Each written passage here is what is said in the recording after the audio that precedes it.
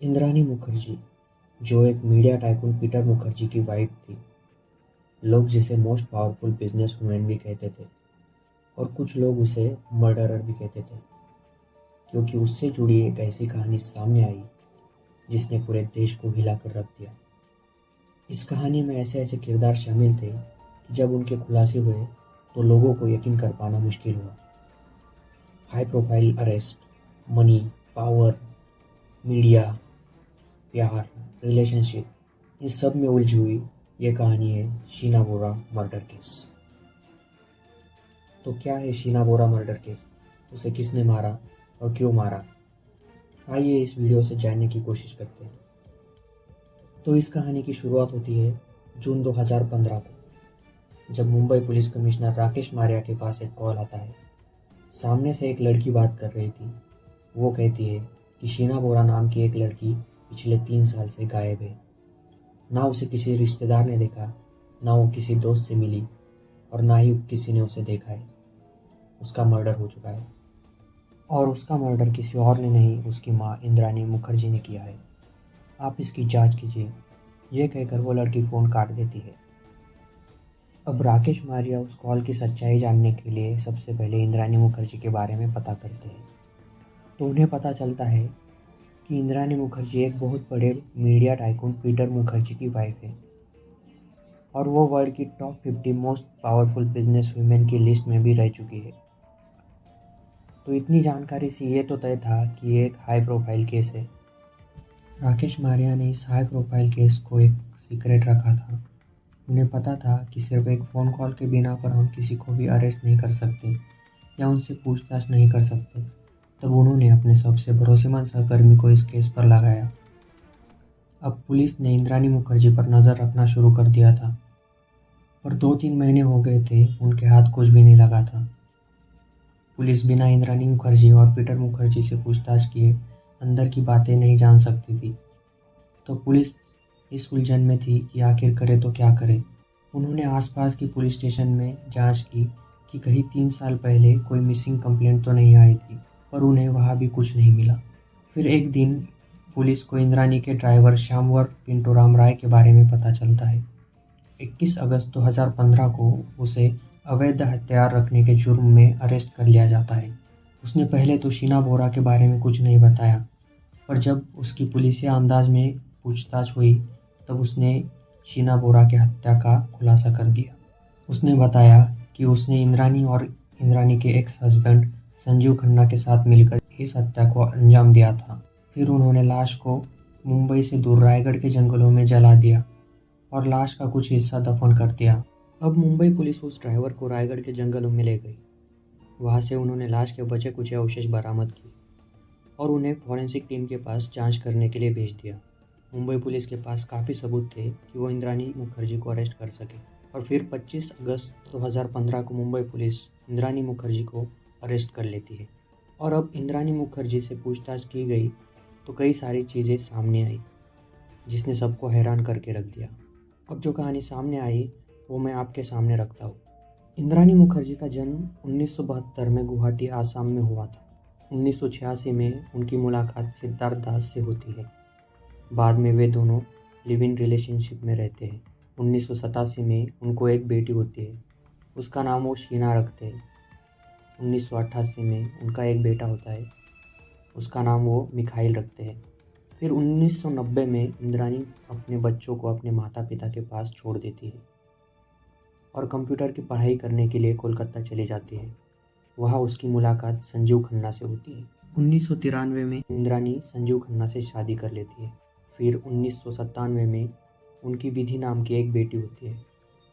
कुछ समय बीतता है और 2001 में वे सब मुंबई चले आते हैं।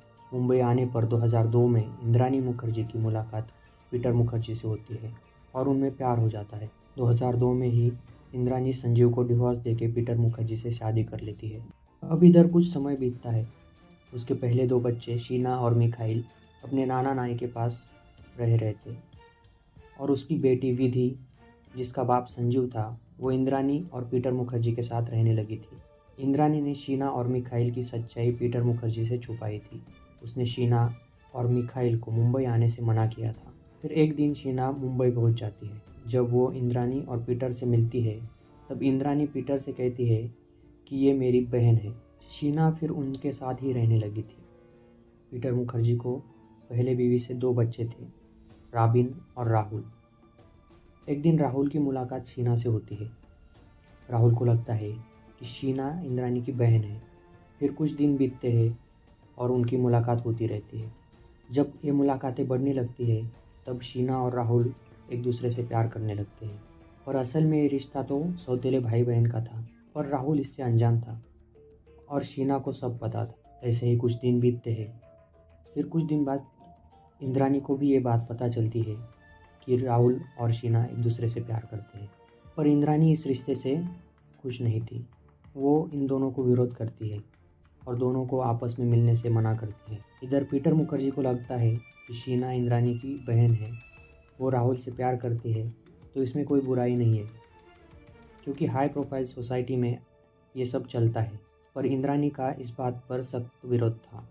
इंद्रानी को लगा कि अगर इन दोनों की शादी हो जाती है तो इंद्रानी के हिस्से की प्रॉपर्टी शीना को मिल जाएगी।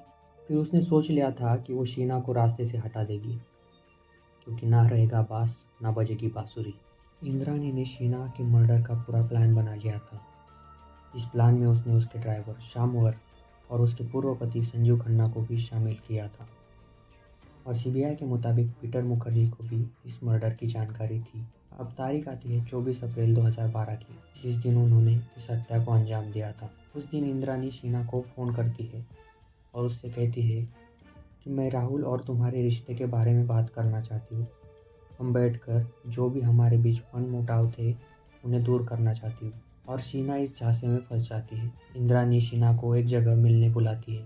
इंद्रानी अपनी कार लेकर जाती है, साथ में ड्राइवर और संजीव खन्ना भी थे। शीना जब इंद्रानी से मिलती है तब इंद्रानी उसे पीने के लिए पानी देती है, जिसमें नशीले पदार्थ मिलाए थे। फिर एक सुनसान जगह जाकर कार में ही संजीव और इंद्रानी मिलकर शीना की गला घोटकर हत्या कर देते हैं। वो लाश को ठिकाने लगाने के लिए मुंबई से 100 किलोमीटर दूर रायगढ़ के जंगल में ले जाते हैं।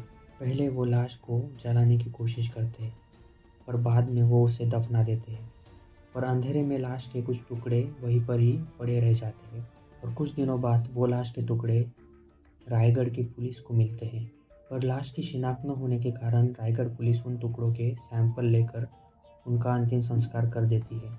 फिर 3 साल बाद 2015 में पहले 21 अगस्त को इंद्रानी के ड्राइवर और 25 अगस्त को इंद्रानी को गिरफ्तार कर लिया जाता है। 26 अगस्त को संजीव खन्ना को भी कोलकाता से गिरफ्तार कर लिया जाता है। 18 सितंबर को यह मामला सीबीआई को सौंप दिया जाता है। 19 नवंबर को इंद्रानी के पति पीटर मुखर्जी को भी गिरफ्तार कर लिया जाता है। फिर जनवरी 2016 में सीबीआई इन सब पर चार्जशीट दाखिल करती है और जनवरी 2017 में इस मामले पर सुनवाई शुरू होती है।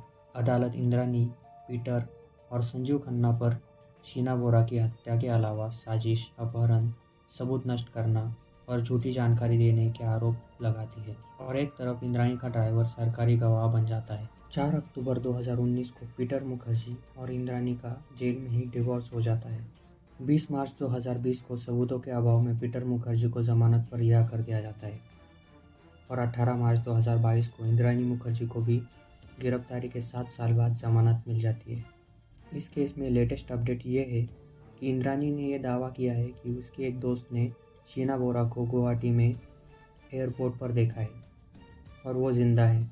इस पर मुंबई की एक विशेष अदालत ने गुवाहाटी एयरपोर्ट की सीसीटीवी फुटेज जांचने और उन्हें सुरक्षित रखने का आदेश दिया है, पर अभी तक कोई पुख्ता सबूत नहीं मिला है जो ये कह सके कि शीना बोरा जिंदा है। तो ये थी कहानी शीना बोरा मर्डर केस की। इस पर आपकी क्या राय है कमेंट में ज़रूर बताएं और ऐसी रियल कहानी सुनने के लिए हमारे चैनल को सब्सक्राइब करें। जल्दी मिलेंगे अगली कहानी में। धन्यवाद।